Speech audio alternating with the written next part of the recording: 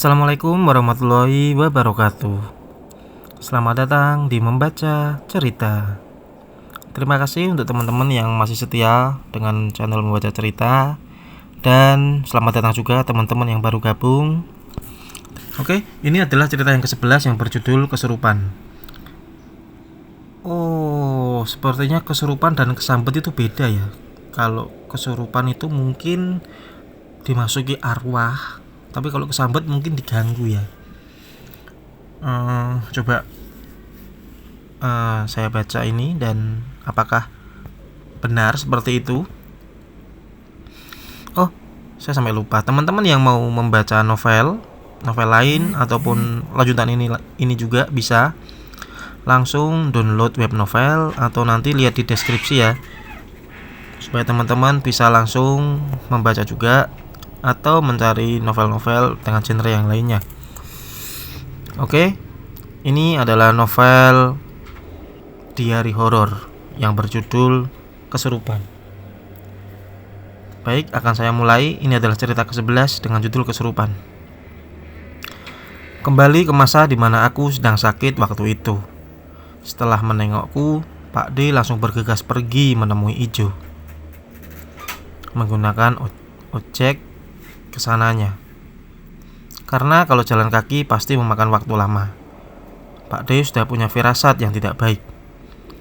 Ijo punya 3 orang anak, laki-laki semua. Sesampainya di sana, Pak D melihat Ijo sedang berusaha mengendalikan Awi, anak bungsunya. "Kenapa ini?" ucap Pak D yang baru saja turun dari ojek. Ijo kelihatan kewalahan. Keringat terlihat di seluruh keningnya. "Kebetulan kau datang, Kang." "Awi," ucap Ijo terengah. "Kenapa Awi?" "Sudah dari semalam dia ngamuk gak jelas, juga teriak-teriak gak jelas, Kang." Pak D mengamati Awi yang sedang duduk di ruang tamu. Kehebohan tadi tiba-tiba senyap dan Awi bertingkah biasa, normal, seperti tidak terjadi apa-apa. Beberapa menit berlalu sejak kedatangan Pak D, suasana aman. Ijo menemani Pak D duduk di ruang tamu. Mereka mengobrol sambil menikmati teh hangat. Awi duduk di sebelah Pak D sambil asik memainkan sendok. Usianya sudah 8 tahun, tapi memang dia punya keterlambatan bicara. Awi anak normal, bukan autis. Dia cuma lambat berbicara.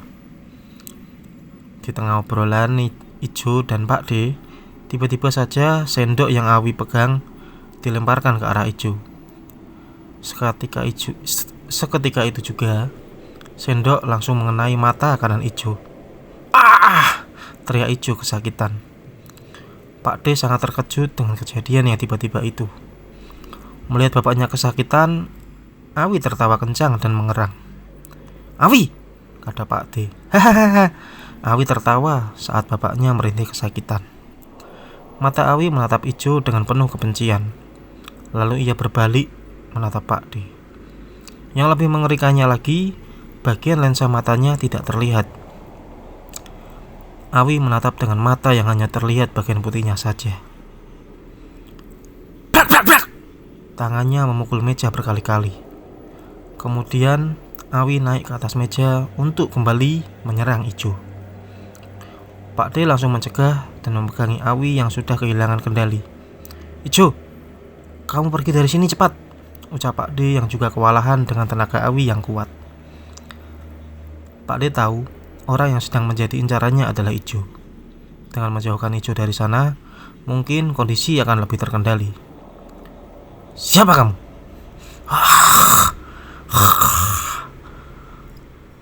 "Jaya Karya," jawab Awi dengan suara nada yang berbeda. Buyut Jaya adalah orang yang baik. Buyut Jaya adalah orang yang baik, bukan seperti ini. "Nyong mangkel so, nyong mangkel. Putune pada serakah." "Aku marah so, aku marah. Cucuku serakah." "Ngerti mbah, inyong ngerti. Tapi ora kaya kiye carane. Rika sing ayam nang kanak. Aja dendam aja, mangkel, ben ayam tentrem nang kanak." Artinya, "Paham mbah, aku paham.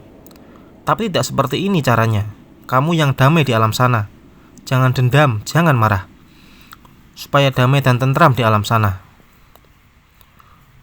Mbok harap kayak ngapa pada tetep putune Rika simbah. Anda ora males nek Rika ngarani.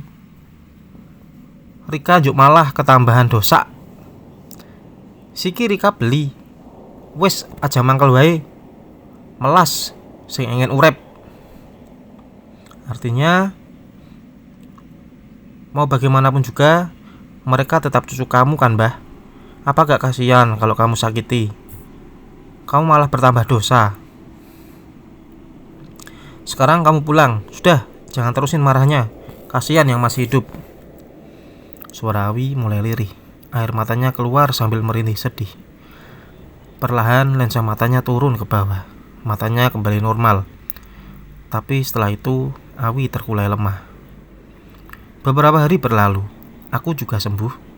Rasa takutku waktu itu sudah hilang seketika. Aku sudah kembali ke sekolah seperti biasa. Meskipun masih terasa lemas, tapi gak apalah. Udah kangen sama suasana sekolah. Sejak kejadian matanya yang dilempar sendok oleh Awi, Ijo tinggal bersama Pak D untuk sementara. Karena setiap Awi dekat dengannya, ia pasti akan diserang oleh anaknya yang kesurupan. Dipukuli, dijambak, dicakar, bahkan yang lebih ekstrim lagi, Awi pernah mengejarnya sambil membawa pisau. Sewaktu pulang sekolah, aku lihat keluarga sedang berkumpul di ruang tamu. Aku melihat Wak Ijo yang matanya masih bengkak, merah. Lensa hitamnya tertutup selaput putih seperti orang katarak. "Wak, kenapa matanya?"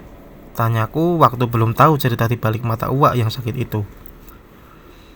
"Nih mas, ganti baju, habis itu makan," ucap mama. Padahal waktu itu aku penasaran banget sama mata Uwak. "Iya ma," jawabku langsung masuk ke dalam kamar.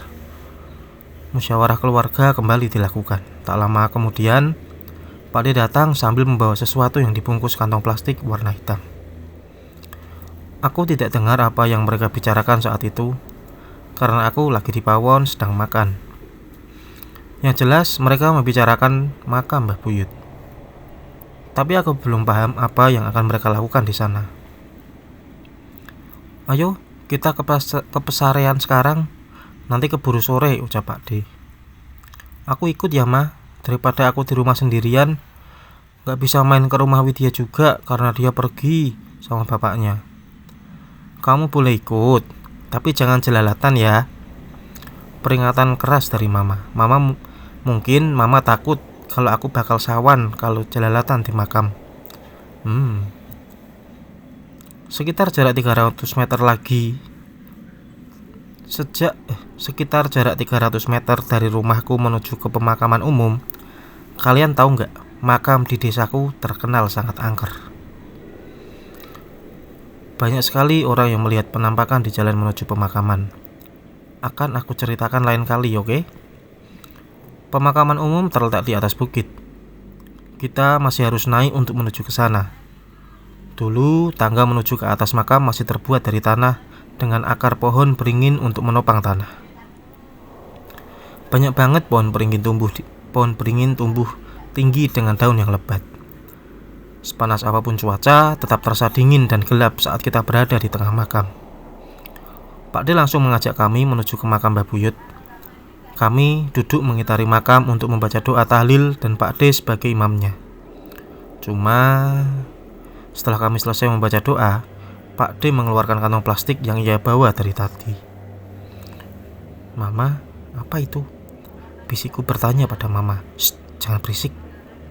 Apalah daya, sebagai anak kecil aku hanya bisa menyimak dan melihat, meskipun banyak pertanyaan di kepalaku. Pak D menyomot benda di dalam plastik dan meletakkannya di atas makam Mbah Buyut. Aku gak ngerti apa maksud dari Pak D itu. Ternyata barang yang ia bawa dari rumahnya adalah biji jagung dan biji kedelai yang sudah agak gosong karena sudah disangrai. Dan pertanyaan hatiku terjawab sudah ketika mendengar Pak D yang menyambati Mbah Buyut. "Buyut, kamu boleh mengganggu kalau biji kacang kedelai dan jagung ini tumbuh.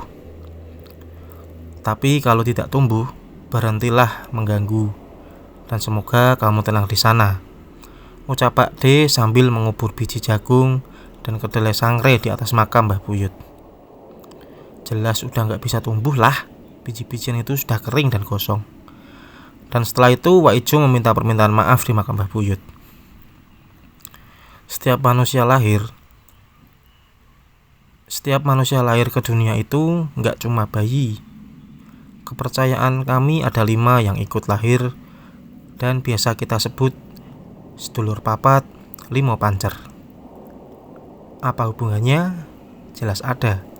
Karena terkadang meskipun orang sudah meninggal, tapi masih ada sosok yang mirip datang untuk meneror dan balas dendam. Itulah mereka yang ikut lahir selalu bertampingan dengan kita semasa hidup.